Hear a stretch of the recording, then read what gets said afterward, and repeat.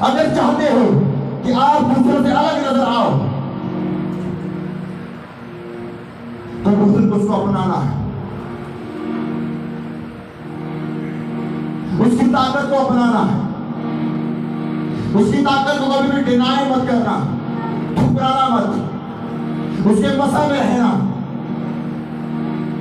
मैं देख पा रहा हूं आपकी इज्जत को बुलंद होते हुए, मैं देख पा रहा हूं आपके घर में आपकी इज्जत होगी, आपके इर्द गिर्द के लोग आपकी इज्जत करेंगे और आपको एक ऐसा दर्जा खुदावंद देगा कि लोग आपकी लाइफ को देखकर सोचेंगे कि क्या खुदावंद मेरी जिंदगी में क्या ऐसा कर सकता है, वो करेगा। आप लोग की जिंदगी ऐसी होने वाली है मसीह यीशु नासरी के नाम में। आमीन। बोल के रसूल कर यीशु मसीह के नाम में। आमीन।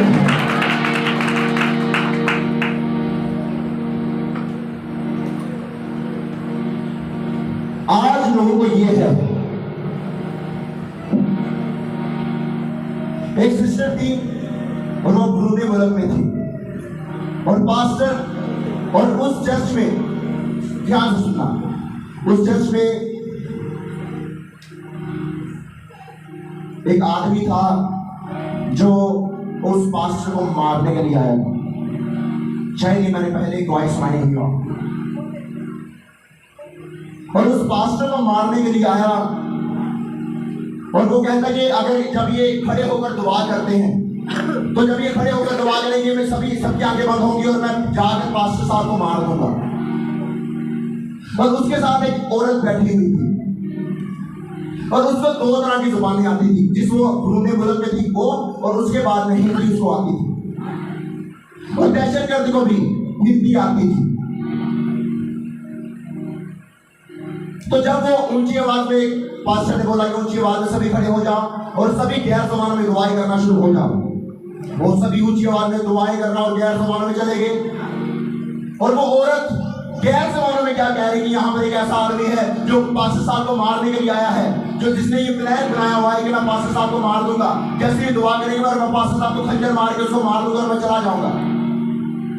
और वो आदमी वो बड़ा परेशान हो गया, कहता किसको किस तरह पता चल गया, मैंने किसी को बताया नहीं, किसको किस तरह पता चल गया। इमेजिन करो कि आप लोग गैर जबानों में दुआएं कर रहे हो। बाइबल में लिखा कि जब 120 की जमात गैर जबानें बोल रही थी और बाहर जो खड़े हुए थे लोग जो मजे लेने के लिए आए थे, आज भी चर्च में लोग मजे लेने के लिए आते हैं, एक फर्ज पूरा करने के लिए आते हैं। उनका असल मकसद ये नहीं होता कि हम पागल से भरे, हम खुदावंद की मोहब्बत में भरे, सिर्फ वो मजे लेने के लिए आते हैं। चलो हम चर्च में जाएंगे, हालेलुया हालेलुया करके घर में वापस आएंगे, हमारी जिंदगियां वैसी की वैसी, हमारी जिंदगियां चेंज नहीं हुई। वो 120 की जमात जो बाहर खड़ी हुई थी, जो अंदर 120 की जमात जो गैर जबान बोल रही थी और बाहर भी जो उस ईद में, उस मेले में, वो मेला टाइप है, वो ईद थी और ईद को मनाने के लिए दूर दराज से लोग आए थे। तो बाहर लोग क्या कर रहे थे, वो कह रहे थे कि ये हमारी जुबान में किस तरह बातें कर रहे हैं, यार ये मेरी जुबान बोल रहा है। दूसरे ब्रूने मुल्क में क्या था, जो दूसरे मुल्क में था, जो वो कहता है ये मेरी जुबान बोल रहा है, जो दूसरी जुबान वाला था वो कहता है कि ये मेरी जुबान बोल रहा है। गैर जुबान एक ऐसी ताकत और ऐसा इख्तियार है कि आपको नहीं पता कि आप किस चीज के बारे में दुआ कर रहे हो, लेकिन आपका खुदा जानता है कि आप किस चीज के और किस बारे में दुआ कर रहे हो। आपको नहीं पता कि मेरा बेटा स्कूल गया है, मेरी बेटी के पाए गलत रिलेशनशिप है, क्या आपको पता है? क्या किसी को पता होगा? नहीं। लेकिन गैर जुबान में आप अपनी बेटी के लिए उस तरह की दुआ कर रहे होंगे जिसका आपको पता भी नहीं होगा और खुदा वहां से उसको छुड़ाया जाएगा। क्या किसी को पता है कि मेरा हस्बैंड बाहर क्या कर रहा है? क्या किसी को पता है कि मेरी बीवी बाहर क्या कर रही है? जब आप गैर जुबान में बोलते हो, जो आपको किसी चीज का नहीं पता होता, आप उस चीज के बारे में दुआएं कर रहे होते। और मेरी बात हमेशा याद रखना,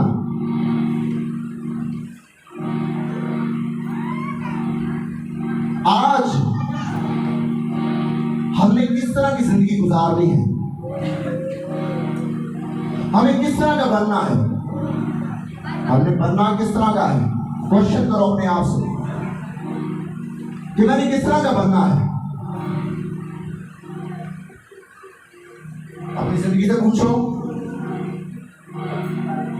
क्या मेरी जिंदगी का एम क्या है? मैंने क्या खुदा को मुंह दिखाना है? बाइबल तो कहते हैं कि मैंने एक बिलीवर की जिंदगी आसान बनाई है, फिर हम मुश्किलों को क्यों ले रहे हैं? बाइबल तो कहती है मैं तुम्हारी कमजोरी में मैं तुम्हारा जोर बनूंगा, फिर तुम क्यों कमजोर हो? वो इसलिए आप कमजोर हो, आप लोगों ने रूहुल कुद्स को अपनी जिंदगी में सही तरीके से अपनाया नहीं। हालेलुया। आप लोगों को जिस तरह डैनियल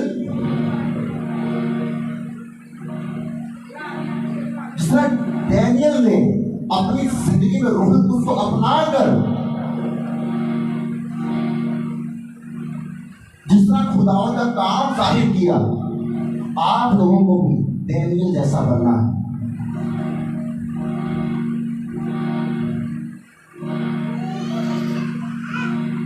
मेरी बात समझना।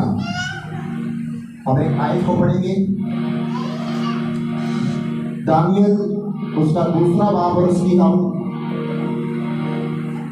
16वीं आयत में से देखेंगे जल्द से।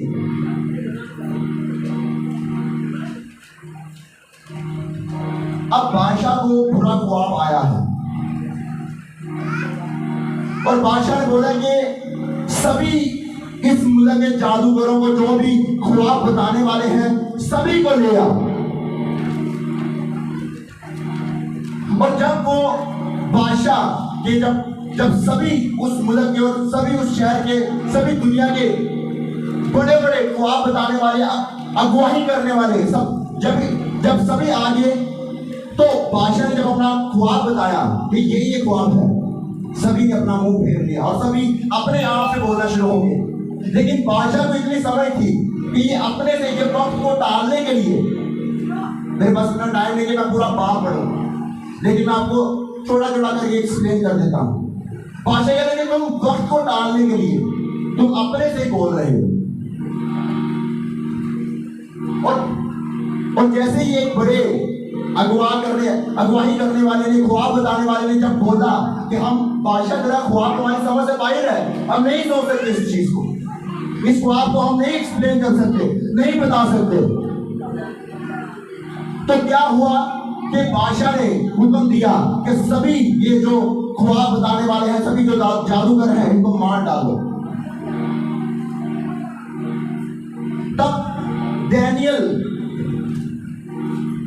जब डैनियल को इस चीज का पता चला, तो वो बादशाह के हुजूर में गया। तब उसने क्या कहा?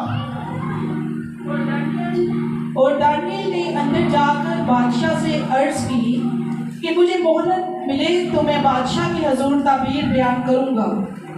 तब दानियल ने अपने घर जाकर हननिया और मिसाइल और अज़रिया अपने रफीकों को इतला दी, ताकि वो इस राज के बाग में आसमान के खुदा से रहमत तलब करें कि दानियल और उसके रफीक बाबुल के बाकी हकीमों के साथ हलाक ना हो।